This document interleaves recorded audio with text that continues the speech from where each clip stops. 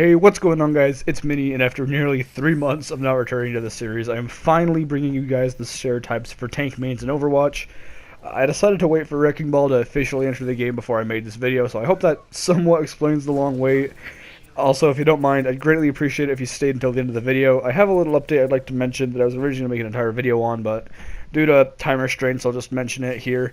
Anyways, once again, a quick disclaimer, stereotypes don't mean everyone. There's a reason the stereotype exists, but there's also exceptions. So, if I say that maining Zarya makes you an edgelord, that doesn't really mean you're actually an edgelord. It just means that everyone thinks you are. And these things are over-exaggerated in order to be funny. Are we good? Can I start the video? I can? Alright, let's go.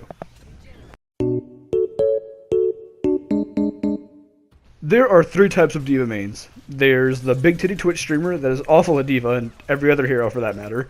There's the sweaty middle-aged man who tries way too hard as D.va and really wishes he was a member of OWL.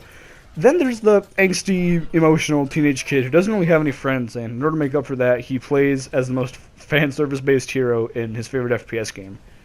Only one of these types of people are respectable, and I'll go ahead and let you decide which is which. There are 2 types of Orisa mains. There are the ones who realize that Orisa is essentially a great value Reinhardt and utilize their shield to its full potential. They always make sure their teammates are covered and they only use their cooldowns in order to push back the enemies. But then there's the battle Orisas. They never place their shield and they always run into the enemies with their golden cooldown equipped.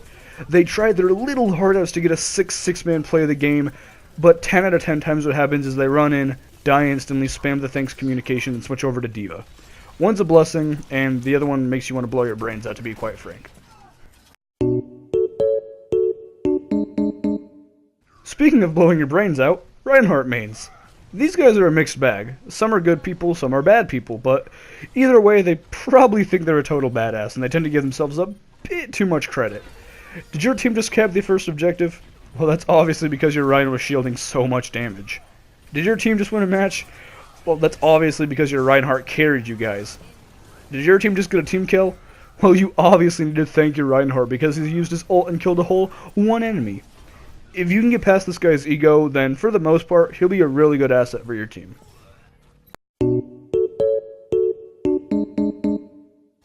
Roadhog mains are the guys that really want to play as DPS, but they're considered enough to be a team player as well. You'd think these guys would be major sweat lords, but in all reality, they're rather chill. They don't boast about how they have gold elims, and they try their hardest to play the objective. Now, they wouldn't be as useful as a good Orisa or Reinhardt, but they still try their hardest and typically lead their team to victory. You'll only ever really hear them in the chat on 2 occasions, whenever he's asking Mercy to heal him, and when he congratulates the team for winning. Other than that, you will very rarely see this guy in the battlefield, but at the same time, he's all you will see in the kill feed. These guys realize that Winston is objectively the worst tank hero and will use that to their advantage. They feel as though they should be praised as the best thing to ever enter an Overwatch server and will fight to the nail defending Winston's abilities despite already knowing how mediocre he is. He also probably has a lot of Winston X May hentai saved on his computer. Yeah, I just keep an eye out on these guys.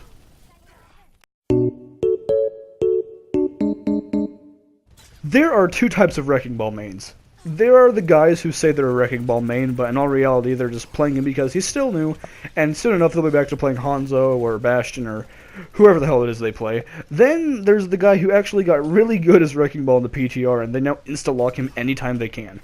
He loves how offensive-based he is and refuses to be a D.va main, so he figures that Hammond is really the next best thing. He's a somewhat useful asset on your team, but more likely than not, he'll just rush the enemy team, get dropped to less than 100 health, and try to run back to a health pack, only to get flicked by a McCree. He's also the kind of guy that gets genuinely salty when someone refers to him as Hammond and not Wrecking Ball, so do with that information as you will.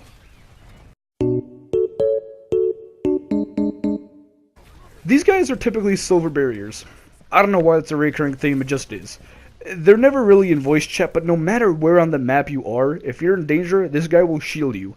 No matter how charged your ult is, they will subconsciously ult share with you at the perfect time and get that clean 6-man play. These guys are kind of the unspoken heroes of Overwatch. They always see those 5-man Junkrat plays and those 6-man Hanzo plays and always think to themselves, you know, if it weren't for my Graviton Surge, that wouldn't have happened. But you're welcome anyways. Well, that's it. once again, I'm really sorry about how long it took me to get this video out to you guys. I was waiting for Wrecking Ball to drop, and then when he did, it was just at a really bad time, because lately I've been really busy. But yeah, I hope it was somehow worth the wait. But anyways, earlier in the video I mentioned that I had a little update, and that update is that I will be heading back to school soon.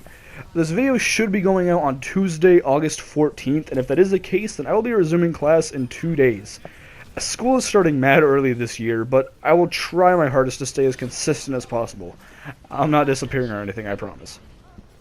Well, that's really about all I had to say. I'll see you guys again whenever I get around to making this the support hero stereotypes. Hopefully, that shouldn't be too long. Anyways, hope you guys enjoyed the video. If you did, do be sure to leave a like, comment, subscribe if you're new. Do whatever makes you happy, and I will do the same.